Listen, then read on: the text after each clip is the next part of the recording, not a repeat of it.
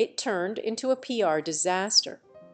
The internet quickly exploded with accusations of fake tears and manipulation.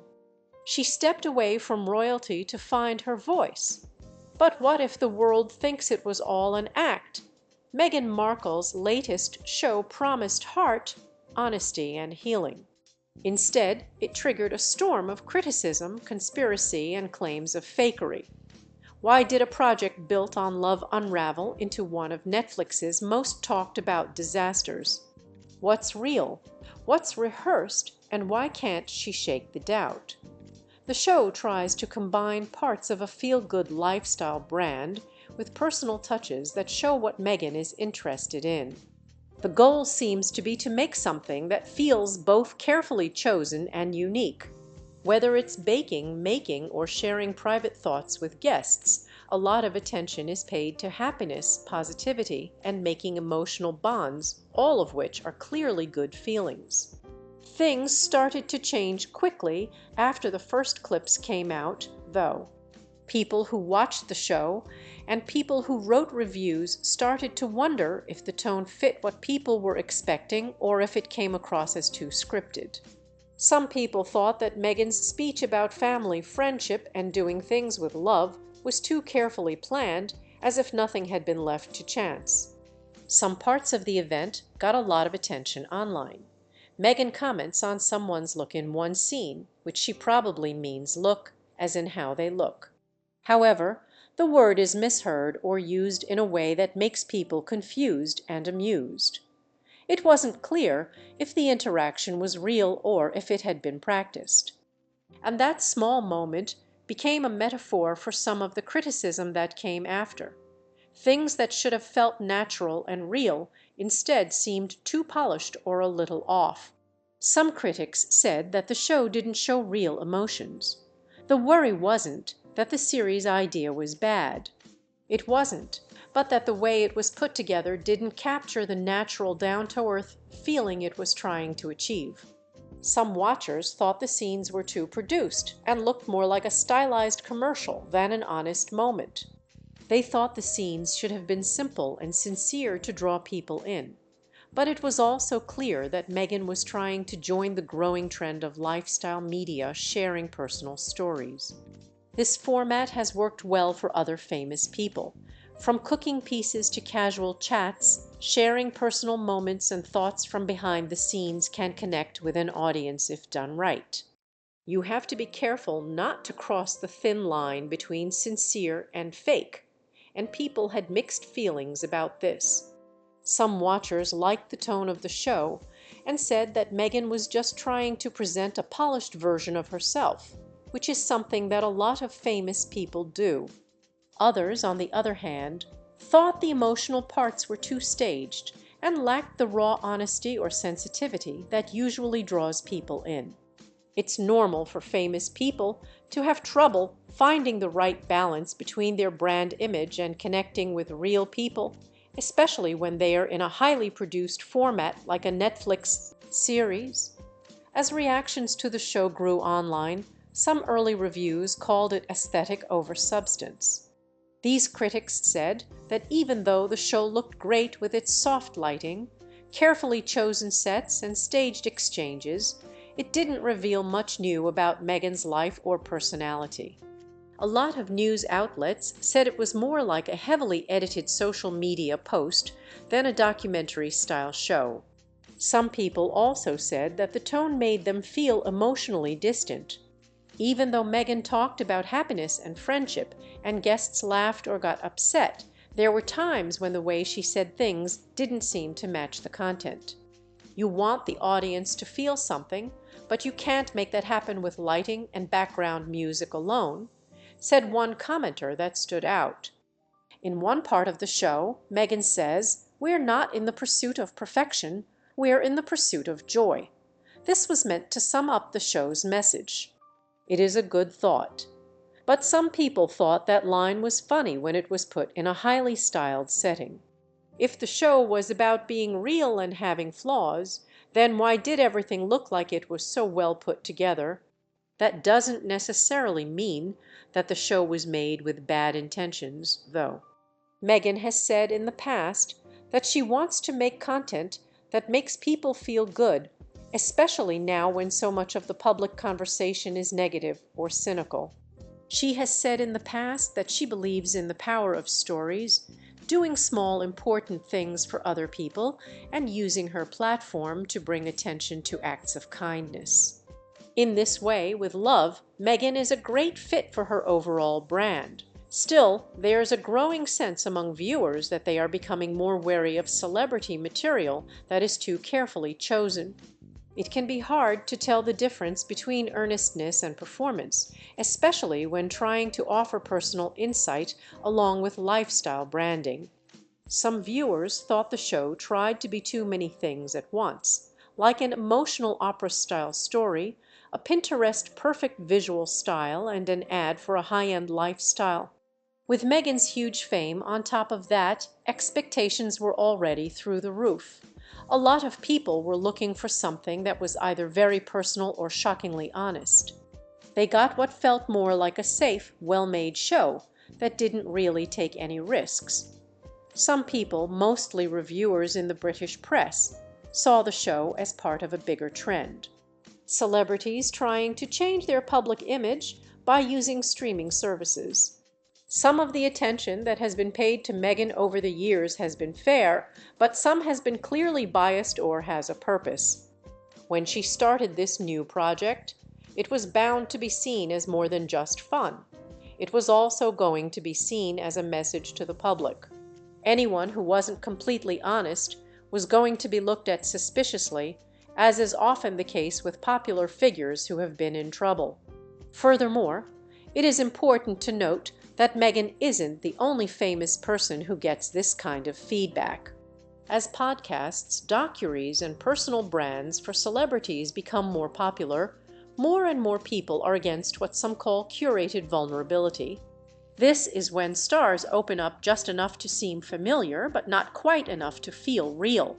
In that light, with love, Meghan may have just fallen into a group that people are already skeptical of, no matter what the author was trying to do. Most of the reviews were negative, but there was one thing that most of them had in common. Fans didn't think the show lived up to what it promised.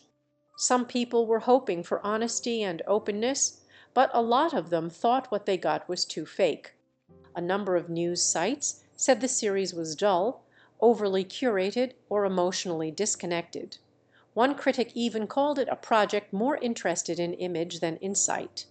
The scores also didn't help. Fans of With Love, Meghan had a hard time getting noticed on a site with a lot of other shows. Insiders in the business say that the show was one of the least watched original Netflix shows when it first came out. And while Netflix usually doesn't talk about exact viewing numbers unless a show is a big hit, the fact that the company didn't do anything to promote the show was telling. Reports came out saying that Netflix had already agreed to 2 full seasons, even though the performance wasn't great. It turned out to be true that shooting for season 2 was done before the first season aired. Then there was more talk about whether the streaming giant was too far along in the project to back out, or whether they were hoping the show would get better over time. At the same time, online comments became more negative. There are a lot of clips, jokes, and sarcastic takes on social media sites. One of the scenes that got the most attention was one where Meghan wiped her eyes and talked about personal problems.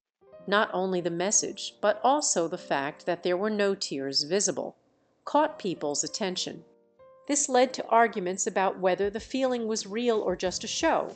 When an old video of Meghan came back online, this moment got even more attention. In that video, she made fun of the idea that she could cry whenever she wanted, and even showed how she could do it in a matter of seconds. A lot of people changed how they understood the Netflix video after reading this. Some people saw what might have been an emotional moment at first as acting, maybe good acting, but still acting. Both reviewers and audiences were offended by the idea that emotional sincerity could have been faked. People started to wonder how much of the show was scripted or planned ahead of time in forums and response videos.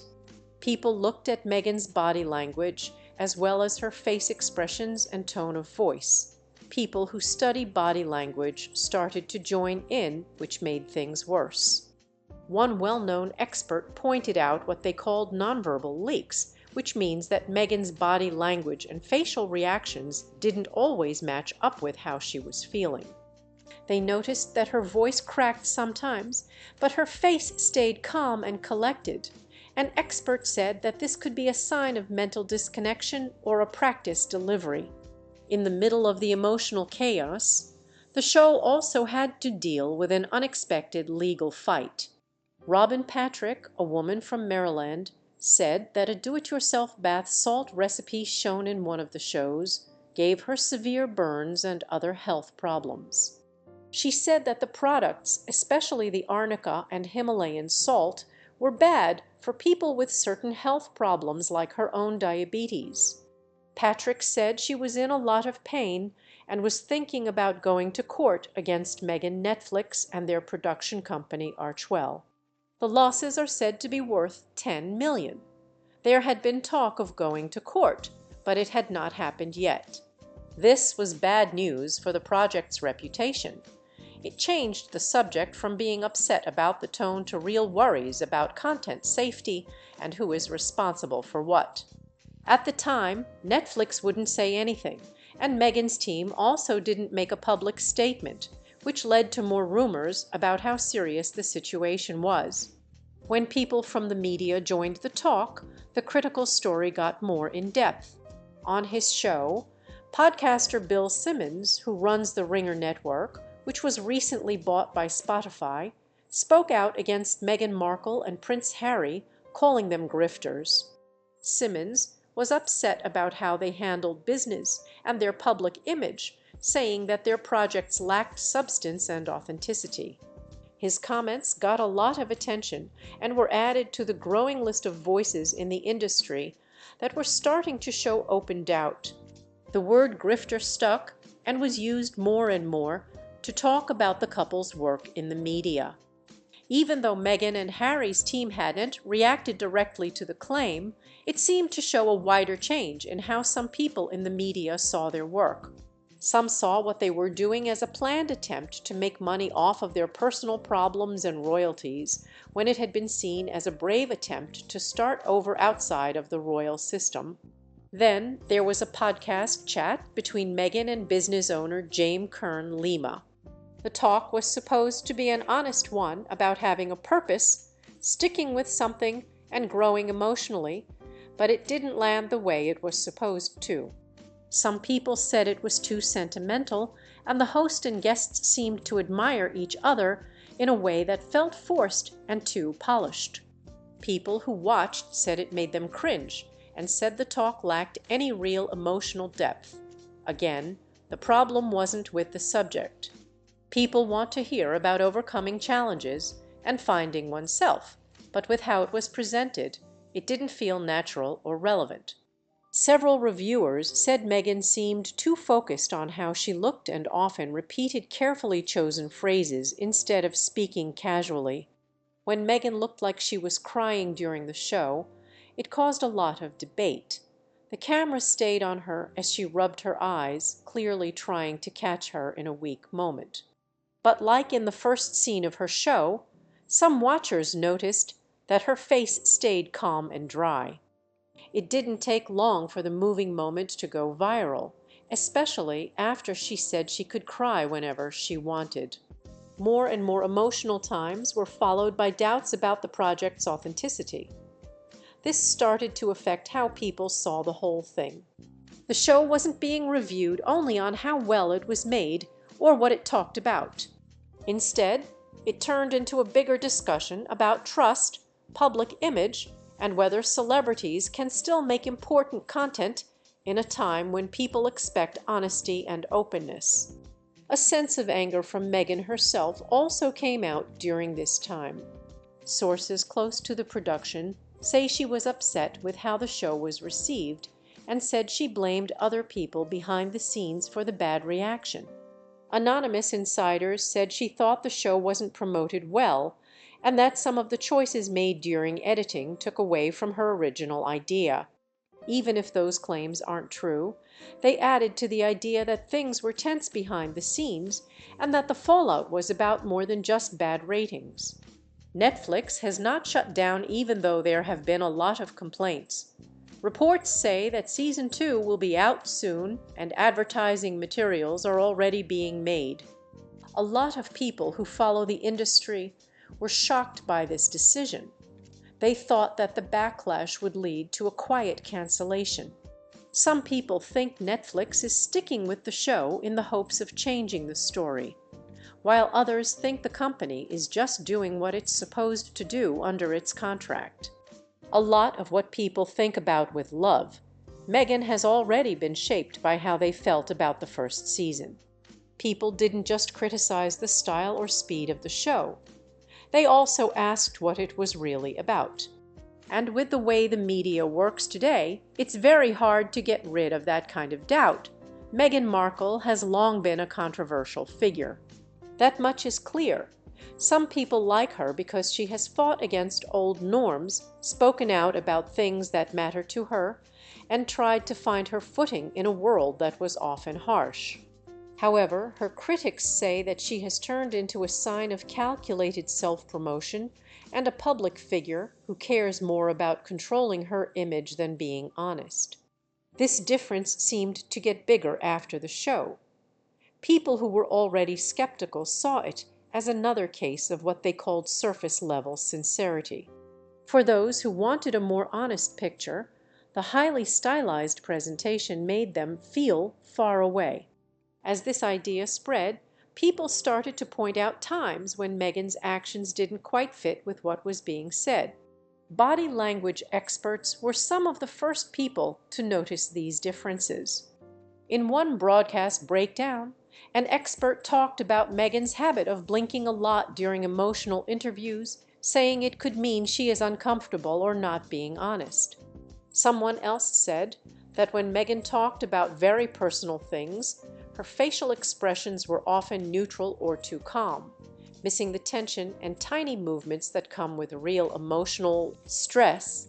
Of course, none of this proves anything for sure, but for more and more viewers, it made them think that her public image was more of a show than a real person. The problem got even worse when older videos of Meghan in less formal settings were compared to videos of her on the show and in podcasts. People noticed that her speech, facial movements, and even the tone of her voice were different. People often posted these similarities online with the question of whether this was the real Meghan or just a character made up for the camera. Some of the comments were overblown or taken out of context, but they all added to the bigger story. Meghan was losing the public's trust, whether she meant to or not. Then there was the fuss over how she used royal names. A gift card with the words, "Her Royal Highness, the Duchess of Sussex," written on it was shown on camera during a certain part of the show. The title isn't just for show. It has legal and social implications, especially now that Meghan and Prince Harry aren't doing as many royal duties as they used to in 2020. As part of their agreement to leave the royal family, they kept their titles as Duke and Duchess, but decided not to use HR, her or His Royal Highness, in any official way. This made it very controversial for the title to be seen in a relaxed or personal setting. Many people were quick to point out that continuing to use HR went against what they agreed to do with the royal organization. It could have been an accident or a leftover from old branding, but the fact that it showed up at all caused a lot of talk online. People wondered if Meghan wasn't ready to give up her royal identity, even though she was in public, refusing to take on the duties that came with it. There was a quick response. Polls in the UK showed that more and more people thought Prince Harry and Meghan should be officially stripped of all their royal titles. Even though this feeling was strongest in Britain, it could be heard in news stories around the world, especially in outlets that had been friendlier before. The situation was made more difficult by what seemed to be uncertainty. Meghan and Harry had often talked about how they wanted to be alone and out of the royal limelight for their own mental health's sake. Still, they kept doing things like giving interviews to famous people, making deals with lucrative media outlets, and mentioning their royal names in ways that many saw as ways to build their brands. A lot of articles and opinion pieces talked about this conflict between their claims that they wanted a quieter life and the fact that they were still in public life. The fact that Meghan's staff and partners seemed to leave her projects all the time made her image even more complicated. There were again reports of a lot of staff change in her personal team. Some of these reports went back to when she was a working royal. Former workers who spoke on the condition of anonymity said that their work was intense and often overwhelming. These kinds of stories are common in high-stress situations, but they added to the idea that working with Meghan might be hard. At the same time, people were not happy with Prince Harry either, especially because he wanted to keep the royal protection.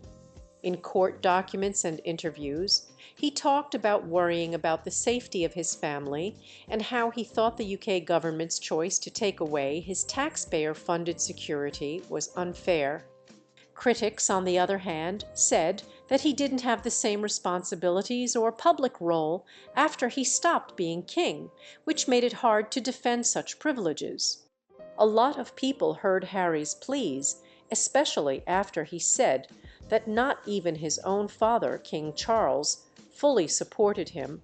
Many people thought that comment, which was made while the king was getting treatment for cancer, was made at the wrong time. People who didn't like the couple saw it as proof that they kept avoiding responsibility and blaming others. As people lost faith in Meghan, she started a new business, a leisure brand that she first called American Riviera Orchard. Soon after its quiet debut, the name was changed to As Ever. The rebranding was pretty low-key, but the launch got a lot of attention, in part because there weren't many goods available. Celebrities and other influential people were sent jars of jam and other items. The products apparently sold out quickly, but the small supply led to claims that it was more about looks than substance. Some people also said that the new brand's image looked a lot like the official coat of arms for a Spanish town. That detail made people wonder about creativity and made legal problems more likely. The similarities, whether they were meant to be or not, added to the idea that Meghan's projects cared more about how they looked than how well they worked or how long they would last. All of these events, while small on their own, started to add up. Meghan's brand, which used to be based on ideas of strength, kindness, and emotional honesty, was seen with more and more doubt. Moments that might have been taken at face value before were now seen with skepticism.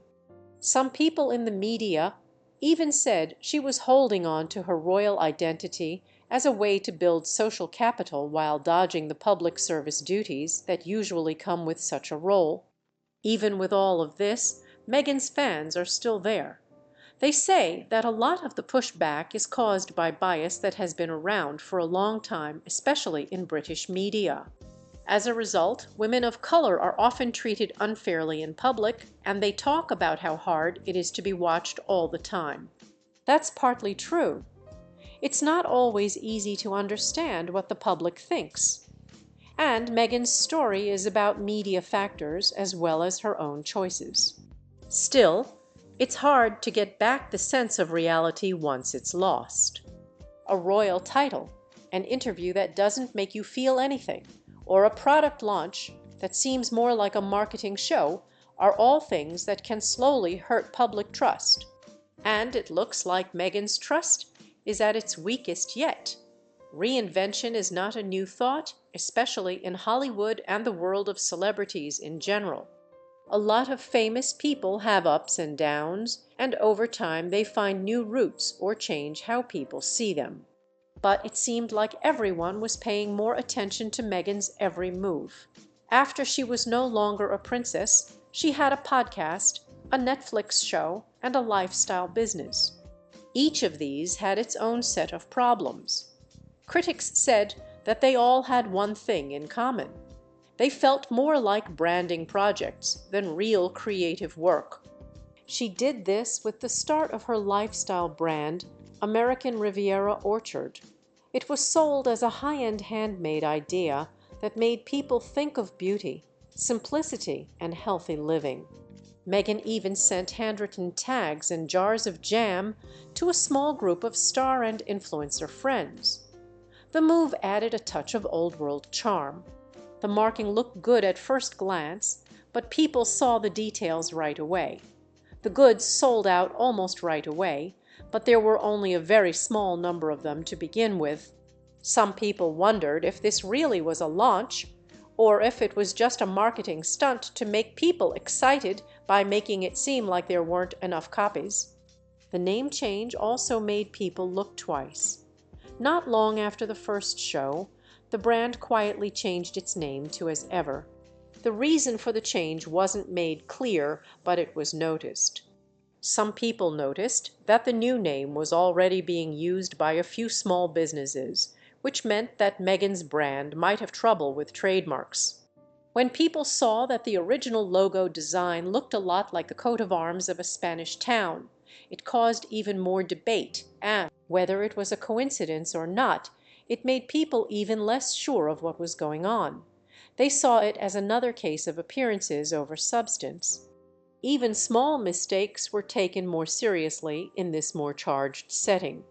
Meghan's business activities were seen as out of touch or too self-centered by those who didn't like her, and her supporters kept saying that she was being unfairly held to a higher standard, especially when compared to other famous people who were also running similar businesses. But the way people saw things had changed, whether it was fair or not. When people talked about Meghan's projects online, they often asked her about her reasons and goals. Was she trying to get back in touch with her fans, or was she just looking to be relevant? Was this an artistic change or a last-ditch effort to stay in the spotlight? These are the kinds of questions that can follow a famous person around, especially if their brand is based on their identity and story. In other ways, that story was also being called into question. There were new rumors about Meghan's early job that had been going around for a long time. One of them said she had worked as a yacht girl, which is an unfair term for women hired to hang out with the rich and powerful at private yacht parties. This claim has never been backed up by real proof, and a lot of people think it's just a sexist trope. Still, the rumor wouldn't go away. It kept coming up at important times for the public and added to the growing amount of online chatter about her past. Along those lines, it was said that Meghan knew more about the British royal family than she had initially admitted. She had said in interviews that she didn't know much about Prince Harry or his role in the royal family before she met him. But some old blog posts and friends seemed to say otherwise. One ex-friend even said she had a vision board with Prince Harry on it, which suggests she has been interested in royal life for a long time. Even though there's no way to be sure of these claims, they added to the idea that Meghan may have been smarter about her personal life than she led on in public. All of this led to the idea that her rise wasn't a coincidence but planned. No matter how fair it was, this way of putting things made it hard for Meghan to avoid the idea that her actions were motivated more by desire than truth. That way of thinking can be very hard to change once it's become part of the public consciousness. There was already a split between the Sussex and the royal family, which made things worse. King Charles had kept quiet about the situation for the most part, but people close to him said Prince William had finally lost it. Reports said that he thought the couple's actions, especially their desire to talk about family issues in public in books, interviews, and documentaries, were a breach of their royal duties. It was seen by some in the palace as an attempt to make money off of the monarchy while no longer being a part of it when royal names were used in business settings. The mood of the people in the UK showed that they were becoming more unhappy. A study showed that 97% of people thought the king should officially take away Harry and Meghan's royal titles. There had been no government action, but the message was clear. A lot of people thought you couldn't have both. It's not possible to leave the royal family and its duties, but still use its name and fame for business purposes. Even when the couple tried to connect emotionally, they were met with doubt. It was meant to be a touching moment when Meghan said that she emails her kids every night so that they can read them when they get older. But people online had different opinions. Some people thought it was sweet and deep. Some people thought it was too much of an act, saying that most kids would probably find getting thousands of emotional emails from their parents annoying, if not pointless. One reviewer joked that they could see a teenager rolling their eyes if they were given a digital archive of bedtime notes. Sometimes, like this, the main problem Meghan was facing became clear. People often thought that actions that were meant to show thinking were fake or not real. She seemed to have a hard time convincing a skeptical public that her goals were good, whether she was using branding, stories, or emotional language. People were also still not happy with Prince Harry, especially because he kept getting in trouble with the law over security in the UK. The British government didn't agree with his claim that his family was still in danger and should have the same safeguards as working royals. People paid a lot of attention to what he said about how his father wasn't backing him up in this legal war, especially since the king is still fighting cancer. Some people saw Harry as self-centered or tone-deaf because of when and how he said those things, which hurt his image even more in the eyes of some former fans.